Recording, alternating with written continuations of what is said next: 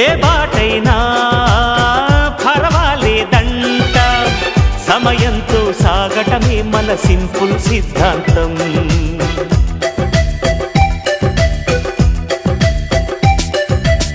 చిరుగాలికి పరిమళమిచ్చే సిరిమల్లెల వనమై ఉందాం, గగనాన్ని నేలను కలిపే హరివిల్లుల వంతెన అవుదాం. ఆనందం అంటే అర్థం మనమందా, ప్రతి పూట పాటై సాగే హుషారు సరిగమలం.